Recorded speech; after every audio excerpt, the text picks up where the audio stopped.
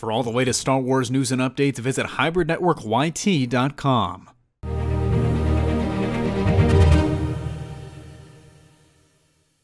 Hey guys, it's Tim coming at you with a brand new Star Wars related video for this week. So for this video, we're going to focus on the mysterious group that was introduced in The Force Awakens as a replacement for the Sith in the battle between the light side and the dark side, the Knights of Ren.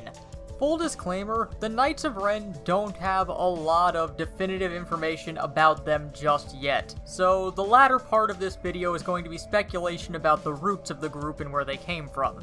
So here's what we know about them so far. The Knights of Ren operate under the command of Supreme Leader Snoke in the decades that follow the Galactic Civil War. He uses them to enforce the dark side of the Force alongside the First Order. Probably the organization's most prominent member is Kylo Ren, who's described as being the master of the Knights of Ren. Aside from Kylo, the organization is known to have at least 6 other members as seen in a vision by Rey during The Force Awakens. The group wear all black garb and black and silver combat helmets.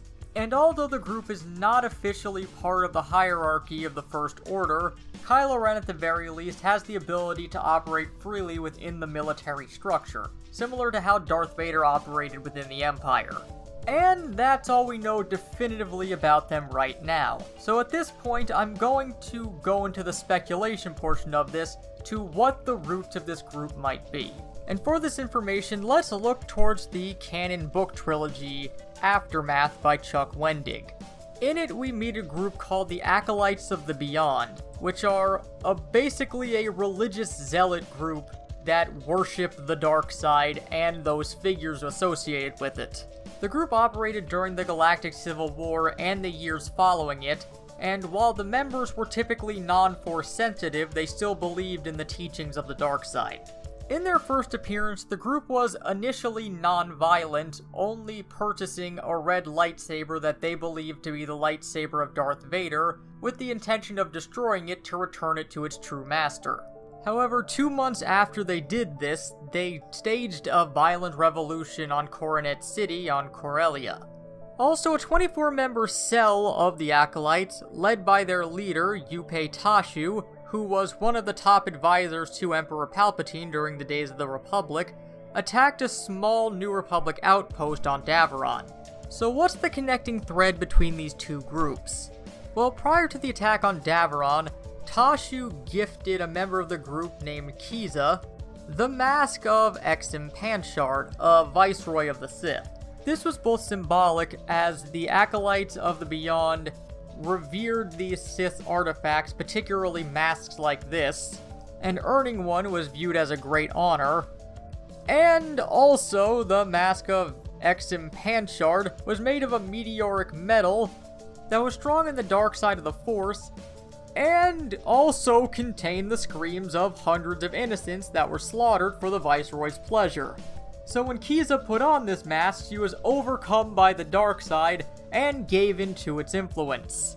But like I said before, the mask was also viewed as a status symbol. So let's break that down real quick. We have masks being used symbolically as a sign of status, choosing to fully commit to the teachings and the influence of the dark side, and revering artifacts of the Sith, particularly Darth Vader, as shown when they attempted to symbolically return his lightsaber to him, though it was never confirmed whether or not it actually was his lightsaber they obtained. If those 3 things remind you of anyone, they should, because they describe how Kylo Ren acted in The Force Awakens. Wearing a mask purely for symbolic reasons, worshipping Darth Vader to the point that he even obtained Darth Vader's burnt mask, presumably from Endor, and desiring to fully give himself to the dark side to the point of even killing his own father to do so. So there are definitive connections between the Acolytes of the Beyond and the Knights of Ren.